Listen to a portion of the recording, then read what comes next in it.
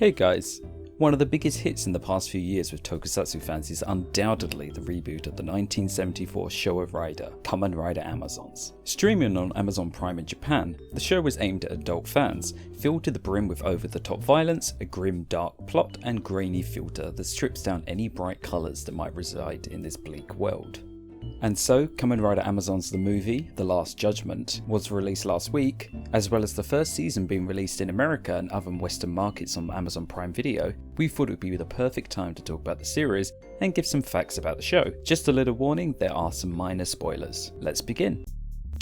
Producer Shirakura, after finding out about Amazon Prime Video, half-jokingly pitched the idea to Amazon Japan, to unexpected favourable reactions, which, together with good merchandise potential, led to the project being green-lit. Yeah, this show was pitched as a joke.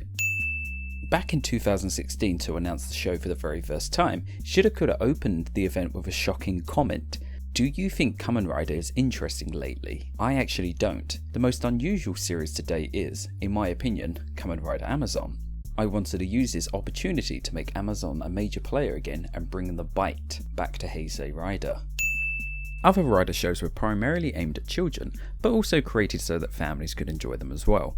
The highest demographic of online streaming services was primarily men in their 30s to 40s. To hit that market, he considered condensing what Amazons was going to be all into episode 1. There was a determination to win over fans of foreign drama, as well as fans of superheroes. Crossovers in Rider are absolutely nothing nowadays. There are constant team-ups pretty much every few months. Staff, however, never considered having a Rider from another show turned up in Amazon's world, and wanted to have it completely separate as its own original entity, and so it could stand on its own 2 feet. Granted, they do have a cameo appearance in the Chor's superhero Tyson, but those were Game World versions and basically were inserted to advertise the second season, which was going to start airing a month later. Despite being created as an online show, Amazon Season 1 was broadcast on regular television late at night. It came with an edited runtime, as the online episodes were 30 plus minutes, and so quite a few scenes were removed. It does also include a rather odd opening sequence, like the Sunday morning counterpart. Before Season 2 was released, Shirakura vowed that he would ensure it could never be allowed to be broadcast on television, stating, "It's going to get crazy from now on." To squash fears of Season 2 being a rehash of Season 1, the setting was purposely changed to 5 years later. Main writer Yasuko Kobayashi originally planned not to have any of the characters from Season 1 appear, but after listening to producer Naomi Takebe, it was decided that they would carry them on and be involved. The Amazon's transformation belt was designed by Plex employee Daisuke Kobayashi, and while it does resemble the original Amazon belt, he stated that the battler grip was much more akin to Kamen Rider X's Riddler weapon that he could pull out and use as a weapon, although this version is a bit more gross. Shirakura wanted Omega to be the Amazon that was extremely Heisei-like. Omega's motif is based on a lizard, and much like the original, the hexagon patterns on his chest and legs are taken from actual reptile skins. The design, not actual skins. Alpha does look a lot more like the original Amazon, though they were worried that Omega didn't look quite similar, so to remedy this, they applied the same green colours to be his primary colour. Action director Kagenari Tabuchi spoke with director Hitonori Ishida, who was doing episode 1 about Omega's fighting style. Ishida described him as having the image of a cat and a leopard, but on episode 2 onwards he moved to a much more human-like style of movements, but they would try to focus on him not fighting with his fists. A Kamen Rider wouldn't be a Kamen Rider without a motorcycle.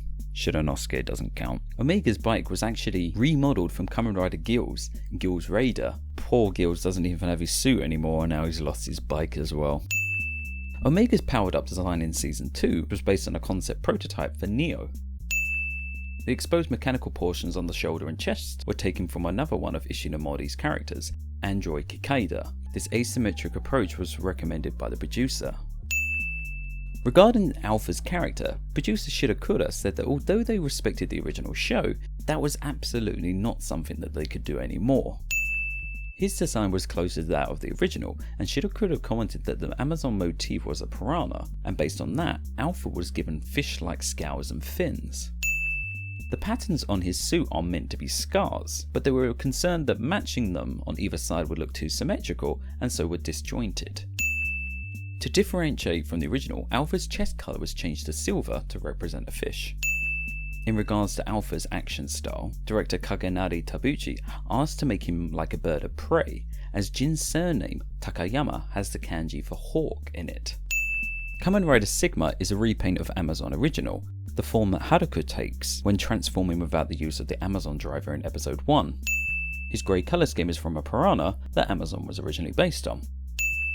The action scenes against Sigma in episodes 10 and 11 were filmed using a drone. And that is all for now. Thank you for watching. Part 2 will be coming soon, so if you want to be notified of its release, please subscribe and click the bell. If there's another show that you would like to see us do, please leave a comment below. Also, thank you to Malnus for the illustrations for this episode.